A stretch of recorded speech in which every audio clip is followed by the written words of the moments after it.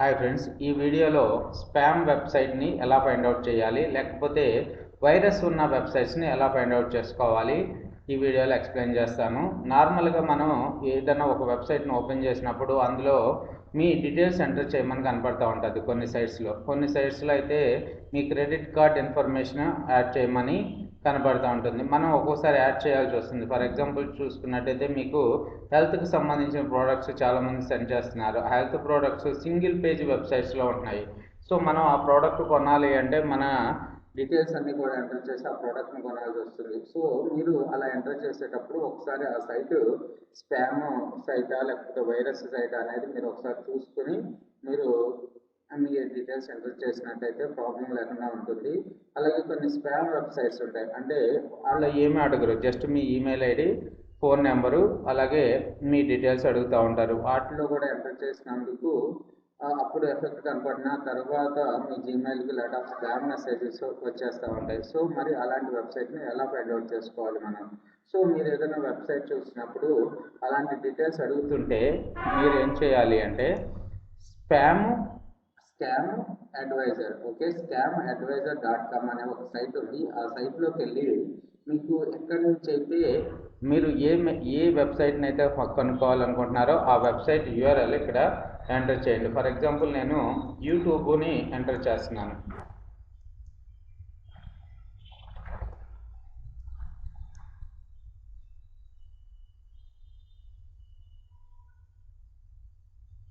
youtube.com సైట్ని enter చేస్తున్నాను. Check now. So ఇక్కడ high trust rating, this site looks safety to use అని చెప్పి మీకు స్కోర్ అనేది 100% కనపడుతుంది.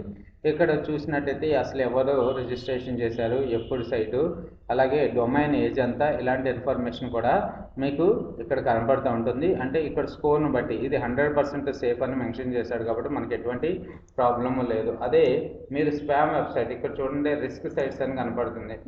ఎగ్జాంపుల్ పర్పస్ ఈ సైట్ని ఓపెన్ చేస్తున్నాను, paymilla.com. ఓకే, సో ఇక్కడ చూసుకున్నట్టయితే రిస్క్ ఫ్యాక్టర్ ఎంత అంటున్నాడు, take care of 44% risk factor ఉందంటున్నాడు. ఇక్కడ చూసుకున్నట్టయితే ఈ డొమైన్ ఏజ్ వచ్చి 2 days అయ్యింది. సో మీరు ఏదైనా ఇక్కడ చూసుకున్నట్టయితే register content, email address is free on online, website is two. So ఇక్కడ ఇంకా కనపడుతూ ఉంటాయి. ఇంకా ఏదైనా మీరు సైటు మీ సైట్లో కొన్ని కనపడుతూ ఉంటుంది, ఇది స్పామ్ పర్పస్ యూజ్ అవుతుంది, ఇలా కూడా కనపడుతూ ఉంటుంది. వాళ్ళు మీకు రేషియో అనేది ఒక 20% కన్నా తక్కువ ఉన్నట్టయితే హై రిస్క్, సో అప్పుడు మీరు ఆ సైట్ను వాడడం మానేసేయండి. ఫర్ ఎగ్జాంపుల్ ఇక్కడ చూసుకున్నట్టయితే నేను ఇంకో సైట్ ఎంటర్ చేస్తున్నాను, blrtrain.com. ఇది నా వెబ్సైటు.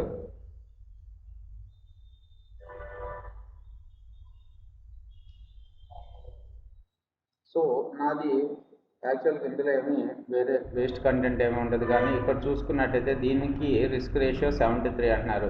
సో ఏదైతే సైట్స్కి 20%గా రిస్క్ ఆస్పెక్ట్స్ రేషియోస్ ఉన్నాయి, ఇక్కడ చూడండి ఈ సైట్ ఉంది, దీనికి 0% ట్రాకింగ్. సో ఇలాంటి సైట్స్ మీకు ఈ విధంగా అవుట్పుట్ కనపడినట్టయితే మీరు ఈ సైట్స్ను ఓపెన్ చేసుకోవడం వదిలేసేయండి.